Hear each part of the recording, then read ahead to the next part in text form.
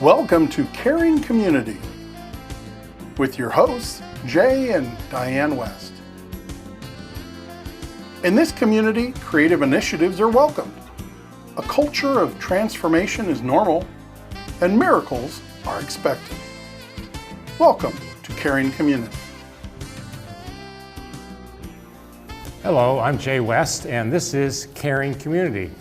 Welcome to our show today. A little different format because normally I'm sitting here with my wife and we're usually interviewing somebody, but her schedule didn't permit her to come in today, and so I just thought I'd do a couple of shows, just myself, and sharing personal stories that would tie in with caring and helping other people. Let me tell you up front, though, that this is not about me. While the stories are involved and I'm involved with them, it's about literally helping other people, serving, being an assistant, courteous, nice, whatever adjectives you want to use to help explain the process. Some of the stories I'm sharing today are coming out of two of my books. One of them is called Downloads from Heaven, and the other one is called Willing to Yield. And you can order these books from me and using the email address that will scroll across the screen later on in the show. So let me launch by telling this story. As we sit here today, it's a cold January day. We've had a lot of snow. And as several years ago, in a similar situation here in the city, it has snowed a lot. In fact, it was snowing the day I got a phone call. And the phone call was from a pastor in the city of a larger church. And he knows me, and he called me and he asked me to go pray for somebody that was in the hospital. This person was in a manual hospital, and they were on a respirator, and they were in a coma. Now keep in mind, it's a cold, snowy day. The hospital is approximately, on a normal driving day, 40 minutes from my house. I knew it was probably going to take an hour, and honestly, deep inside, I just didn't want to do it. And on top of that, I know this pastor pretty well. He has a large staff. He have a lot of volunteers. And I'm thinking certainly they could ask one of the other volunteers or staff members to go. But out of my mouth came, of course, I'd be happy to help you. And so I had a friend help me ride with me. And a few hours later, we rode up to the hospital and got to a manual hospital, walked in and met this man's wife and his brother. He was in intensive care. He was on a respirator, he had tubes down his throat, and there was a monitor in the room that was displaying some of the vital statistics. Two of them were his blood pressure, which was pretty high, and his heart rate, which was kind of low. And every 2 or 3 seconds, a light would blink on the monitor, and there would be a small beep sound and go beep, beep, beep. And that's the only sound in the room. And so I went in and just began to do what I normally do. I invite the presence of God into the room. I'm praying for him. I may quote a Bible passage or two. I'm speaking healing. I'm declaring healing. And it's just me talking and the monitor going beep, beep, beep. And at one point, I noticed that his heart rate was dropping and his blood pressure was getting even higher. And I began to worry, and I thought, oh, good golly, this man could die while I'm praying for him. What would that look like? What would that look like on my resume? All the things that could go wrong started to go wrong. And I'm thinking about all sorts of catastrophic, disastrous kind of things. Now, keep in mind, the people in the room don't know I'm having these thoughts. I'm not even sure they're aware of the monitor. But I'm still praying, but I'm having these thoughts. And God begins to speak to me. He says, don't look at the monitor, Jay. Stay focused on me. We walk by faith, not by sight. He's quoting Bible passages right out of his Bible. He wrote it. And so at this point, I am praying out loud. I'm watching the monitor. I'm worrying, and I'm trying to listen to God. I am multitasking big time at this point. But at some point, I was able to get back on track, past the monitor, not looking at the readings. And at some point, I felt released. And I went out into the hallway with his wife and his brother, and I thanked them for the honor of letting me pray. And I said, I'm a friend of your pastor. I would be happy to come back at another time if you'd like me. Here's my cell number. Just call me. Well, the next morning she called. But I could tell there was, her tone was a little different in her voice. And I said, well, what's going on? She said, well, we'd like you to come back. I said, okay, I'd be happy to come back. She goes, but there's something you should know. I said, what is it? She said, well, he woke up and he wants to meet you. I said, he woke up? She said, yes, he woke up. And so I made my way back up to the hospital later on that day or the next day, I can't remember for sure. And when I went into his room and met this man for the very first time, his doctor was also in there. And his wife shared with him that I had been there to pray and everything else. And the doctor, who's been at Emmanuel Hospital for like 20 years, spoke clearly and directly to me. He said, I've seen lots of people in comas in this condition before, and I've never seen them wake up that fast. And when I thought about that, I thought, what would have happened had I stayed engaged with the monitor instead of with the prayer? What would have happened had I focused on his blood pressure and his heart rate rather than getting back into prayer? Things might have turned out totally different. And in your life and in my life, there's a lot of beeps going off. They're going beep, beep, and they might be going beep, beep, beep, beep, beep. And I call them attractions and distractions. And there's attractions and distractions going off in your life and my life that come in just as we have the opportunity to provide care for somebody, to show compassion. The Bible says in the book of Jude, it says, when you show compassion, you make a difference in somebody else's life. And honestly, I didn't want to go to the hospital that day, but because I went up, and again, it's not to do anything to do with me, I was just an instrument of God's grace, but I made a difference. And it made a difference in the doctor's life. And so there's lots of caring that happens through healing prayer. And some of those happen through words of knowledge, which I'll talk about in a little while. And some of them happen through just providing care or just being nice to somebody. I remember one day I was going through Target. I was checking out at Target. And my credit card didn't work in the app on the side where you can use it, where you can put your credit card in. And so the lady behind the counter, sweet black lady, just a lovely lady, took my card and she scanned it and it didn't work. And she said, no, that's funny. And she tried it again, it didn't work. I said, let me try. She said, okay. So I reached over and went, bzz, and it worked immediately. And she said, my, you have the Midas touch.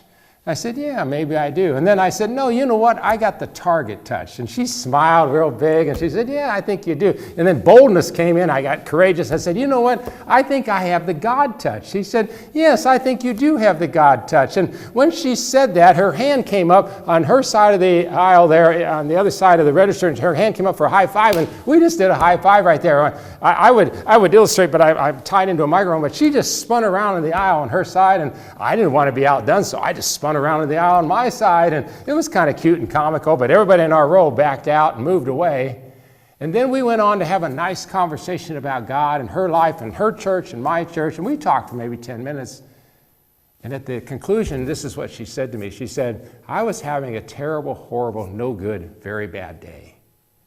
I came into work late today and my boss chewed me out, and I was only a few minutes late, but I've worked here for like 8 or 9 years. I didn't deserve that kind of treatment. I've been loyal, I've been dedicated, I've been committed, and he laid into me, and then you came through my lane, and now I can make it for the other 7.5 hours. Sometimes it's just doing something nice. Sometimes it's acting goofy and doing a high five in a circle. I don't know what it is, but it's being cheerful. It's providing care. It's operating in a caring community, if you will.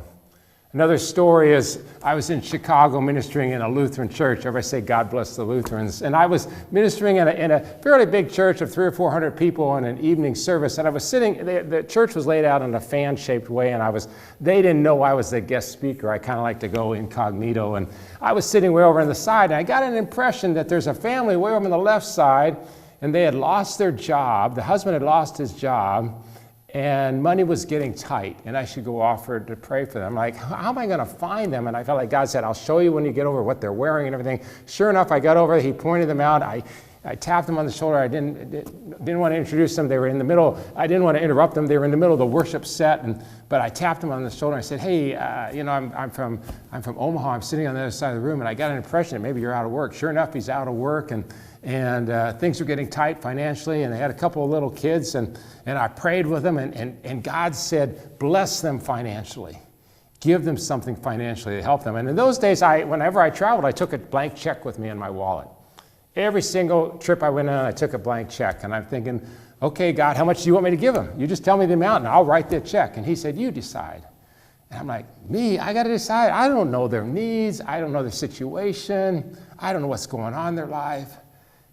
What should I give? And God said, you decide. And I thought about it, a family of 4 and groceries, and it just popped in my head, $250. So I got their names, I spelled their name, wrote them out a check for $250 and handed it to them. And that was that. And I went on and had a great weekend there. Now, what you got to understand, in those days when I was traveling, I never wrote an appeal letter. What does that mean for those who are traveling? Well, lots of times ministers go into places and they get email addresses or some other contacts, physical addresses or whatever, and then they write letters and try to get money from you in the future. Well, I never did that. I never signed up anybody for an email list, and I never wrote an appeal letter. So when money would come in, it was always a surprise. And it was interesting that I went home that week and went to the mailbox on Friday, and the church that I just talked about where I prayed for the person, well, that church sent me a check in the mail and just said, we know you go to a lot of smaller churches and we just want to bless you. We want to encourage you. We haven't had you in to speak yet, but we're going to. And inside was a check for $2,500. Now keep in mind, I had just given away $250 5 days earlier to a total stranger. The Bible says when you give to the poor, you make a loan to God, and God repays the loan. And I wasn't even thinking about that verse when I blessed the family. I was just saying, I'm just trying to be nice. I'm trying to provide a caring community. Then I got another check from another church in town where I was doing seminars here in town on a weekly basis, and they would take a love offering for me on a Tuesday night, and they would mail a check on Wednesday, and normally I'd get the check on Friday, and it'd be for $200 or $300, but this week it was for $1,200 or $300 and something. And I was like, well, this must be a mistake. So I called them on the phone, excuse me, and I said, I think you all sent me too much money this week. And they said, let us check, we'll get back to you. They checked, they got back to me and said, no, actually somebody came in and they made a $1,000 donation just for you, said they just wanted to bless you. Why am I sharing these stories? Because there's something in the Bible here, it's truth, that when you give to others, he gives back to you, and it's always more than what you gave. It's a blessing, it comes back to you. I didn't look for it, I didn't ask for it. But God just supernaturally dropped it in my lap and did these things. And in Matthew chapter 16, there's a story about words and knowledge. I'm just going to share it real briefly with you. Jesus is talking to his disciples, and he says, who do men say that I am? And he says, some say Elijah, some say another prophet, Jeremiah or whatever. And Jesus got real specific. He said, who do you say that I am? And Peter answered, he said, you are the Christ, the Son of the living God. And Jesus answered, flesh and blood did not reveal that to you, but my Father who is in heaven. In other words, Jesus had never told them that, never taught it. But they got the message. Peter got the message. It was a word of knowledge. It was knowledge about something that he knew nothing about, that was just dropped into his lap and given to them at that very moment. Given to Peter at that very moment. That's what I got when I was in Chicago. I got a word of knowledge about this situation. Excuse me. So I was thinking about that. I was thinking about how the Lord spoke to us when we lived in Houston one time, and he said, I want you to sell your car and give the proceeds of your car to a poor family in your church. And I was thinking, you know what? That's like almost too much to ask. First of all, we only have one car. I'll be honest, we only have one car. What am I going to do in Houston, Texas with one car? I'm going to sell it, give it away, not going to have any car? You can't walk anywhere in Houston, right? It's a big place. So I was at this gathering, and they had just taught about Acts chapter 2, where they have all things in common. And it seemed to tie in with that. And I asked one of our leaders to pray with me, and he prayed that my car would sell for more than the appraised value. Now, in those days, I was driving a 1979 AMC Spirit. I don't know if you remember those cars, but they're not around anymore, and there's probably a reason for that, but I won't go into that. And my AMC Spirit was oxidized, and it kind of shook as you drove, and I would pray in it when I'm driving it, and that way I'd be praying in the Spirit. So anyway, I through a mutual friend, the very next day, it was a strange situation. This guy called me on the phone, and he goes, I got somebody you should meet. I said, who is he? He says, he's a used car salesman. I said, well, I need a car salesman right now, because I'm supposed to give my car away. I'm supposed to sell it. I'm supposed to do something. He goes, this is a Christian used car salesman. I go, whoa, that's like an oxymoron. A Christian used car salesman? It doesn't make sense to me. I've never heard of such a thing. But I go and meet this guy, and he checks out my car. He said, it's probably worth a whopping $250. I'm thinking, $250? It's got to be worth more than that. He says, no, it's worth $250. But I do have a guy that does higher appraisals. He's coming in tomorrow. Why don't you bring your car back tomorrow and we'll see what we can do. I said, okay. His name is Robert. Robert calls me on the phone the next morning and he goes, Jay, I got a buyer for your car. I said, great, sell it to him. He said, well, if I sell it to him, I'll have to charge you my commission. I like, you're not going to charge me your commission if I sell it? He said, no. When was the last time a car salesman gave up its commission? You know, so I take it over to this guy, and he's one of these guys, he's not very technical. He literally walks around and tapped the car and kicked all 4 tires, and he goes, I'll give you $600 for it.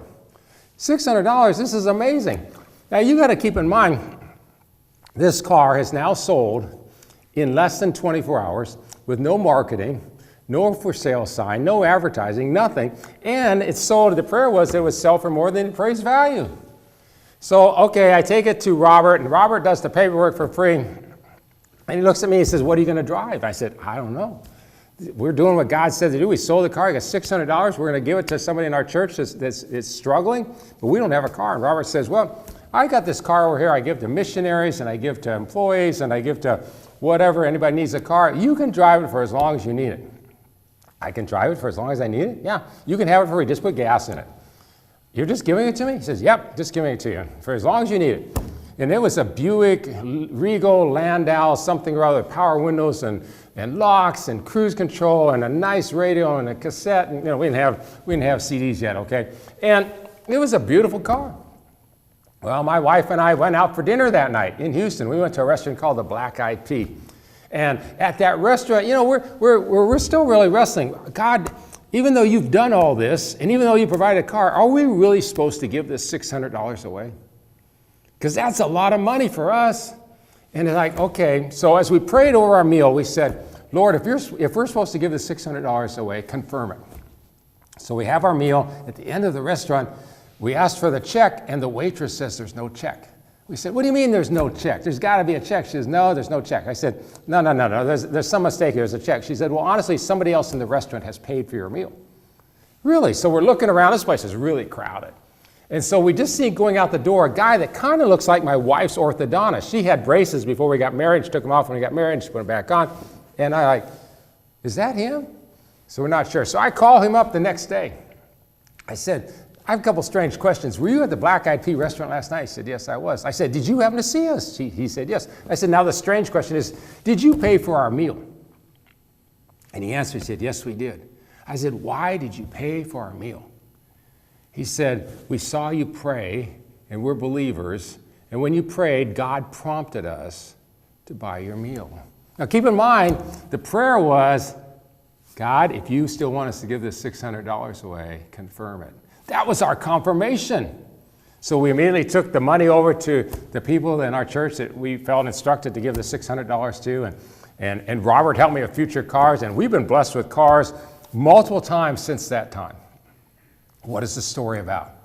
It's about listening to God, hearing the still small voice. Was it an audible voice? No. Some people have said they've heard an audible voice. I've never heard an audible voice.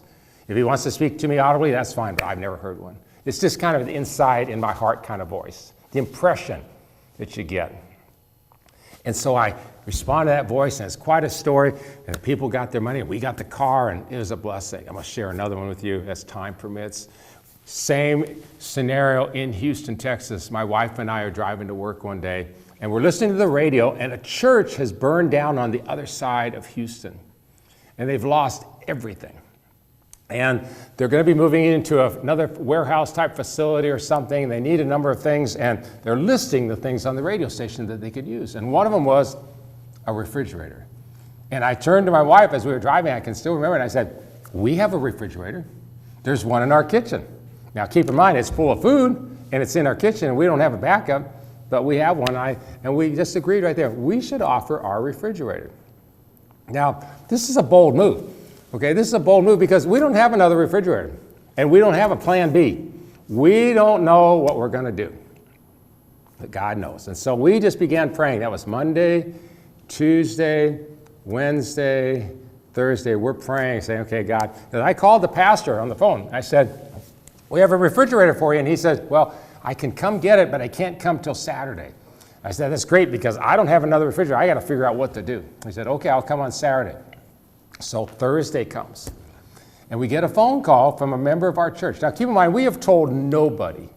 We're not like blabbing it to everybody and trying to outmaneuver God or whatever. We're just, Diane and I are just praying about this and believing God and trusting Him in the process. And this lady named Nancy, she's still a friend of mine on Facebook to this day. She calls me on the phone. She goes, Jay, my husband and I are buying a new refrigerator. And ours is only like a couple of years old. And we've been praying what to do with our older refrigerator. It's only 2 years old. And every time we pray, we think about you. So I thought I'd call you, do you need a refrigerator? I said, Nancy, you do not know how much I need a refrigerator. This is amazing. And I kind of share some of the story with her without even giving her the dates. And she goes, well, here's the deal. Our new refrigerator is being delivered on Saturday. Would it be okay if I scheduled the delivery men then to take our refrigerator from our house to your house on Saturday? I said, Nancy, Saturday is perfect. It's absolutely perfect. So she delivers the refrigerator. What we decided to do was, instead of taking the newer, nicer refrigerator into our house and moving the other one out and taking all the food in and out, we just gave the refrigerator that Nancy donated to us to that church. But God supernaturally provided as we stepped out in faith, making an offer to provide care for somebody else. And in this case, I had only met this pastor once or twice. I didn't know anybody in his church. I'd never been to his church. I mean, if you lived in Houston, to drive from one side of Houston to the other is quite different than where we live here in Omaha. I mean, even to this day, I mean, we've been in Omaha now 20 years, and people complain about the traffic and the drive, and we say, hey, you should live in Houston. You should live in Dallas, where we live. You should live in San Diego, where I grew up. You want to know about traffic? Let me tell you about traffic.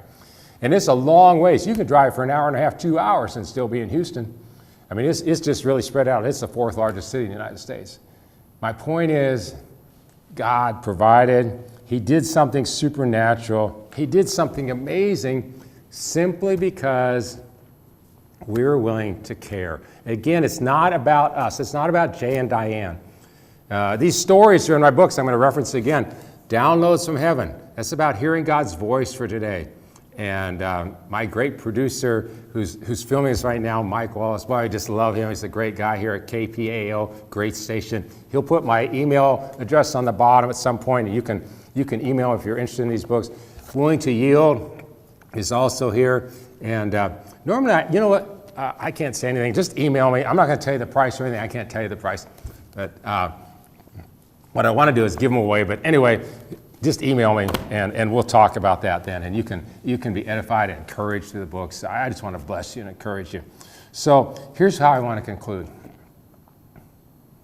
I want to remind you of the first story I told you, where the monitor was going beep, beep, beep, beep. And that was literally the only sound in the room when I walked in. And in your life and in my life, there are beeps going off. There's noise all around us. There's Facebook, there's LinkedIn, there's Instagram, there's, you just go on, there's Snapchat, there's just all sorts of, there's our job, there's our cell phones, and we think we can't live without them, and other times we want to throw them away because we want to get rid of them because of the constant battle to our attention for this little thing, grabbing our attention all the time. And we miss these opportunities. I love this quote, the opportunity of a lifetime must be seized within the lifetime of the opportunity. And sometimes the opportunity is very narrow. The window of opportunity is very small. And you're wrestling inside of you because you've got a schedule. You know you've got a deadline. You've got a meeting to get to, and yet somebody is right in front of you that needs help. Right in front of you that needs help, and you're like, what do I do? Because our schedules are so demanding and the beeps are going off all around us. But God may be speaking to you. God may be asking you to touch somebody else's life. He might be asking you to pay for the coffee of the person in front of you or behind you at Starbucks or Scooters or some other place in town. He might be asking you to buy somebody's groceries, which I've done and I'll share in the next session. And he might be asking you to do something, just be nice. Put your arm around somebody. Offer to pray for somebody. Or compliment somebody. I complimented a lady the other day in a grocery store, and she was pretty much overweight, and I complimented her, and I just said, you have a really nice smile. And she's like, her whole countenance just changed. And I said, in fact, you are a beautiful young lady. And I could tell her face kind of got red. And like I said, she's a little bit overweight. But the compliment to bless her was all that was needed that day. There was none of these other things that happened that I've shared. It was just a compliment. Just being nice to somebody, whether they're having a tough day or not. They're at work, they're going through their routine. They've got a boss too. They've got situations in their life. They've got struggles. They can't make ends meet on their paycheck, whatever it is. Life is happening to them. And you smile. And you share in our community some care with a compliment. And you bless them. And as Jude says, as showing compassion on some will literally make a difference. So today, as we conclude, I just want you to remind you, look for the opportunities. Galatians says, as you have the opportunity, do good unto all men, especially the household of faith. You don't have to go looking for them. I think if you prayed in the morning and said, hey, God, give me an opportunity to bless somebody, encourage somebody, he'd open up a door wide enough to drive a semi-truck through it. Just to encounter one person. Every day, just one person. I get compliments on my Facebook page weekly from 15 to 20 to 30 people sometimes saying, I never post anything, I never say anything, but you always write something positive every day that encourages me. That's my goal. Every single day on LinkedIn, Facebook, I try to write something positive to encourage other people. So with those thoughts in mind, we thank you for tuning in today. God bless you, and look for those opportunities to encourage somebody else, bless somebody else, and make their life just a little bit better. This is Jay West saying, God bless you, have an amazing day, an amazing week, and keep on being a part of Caring Community.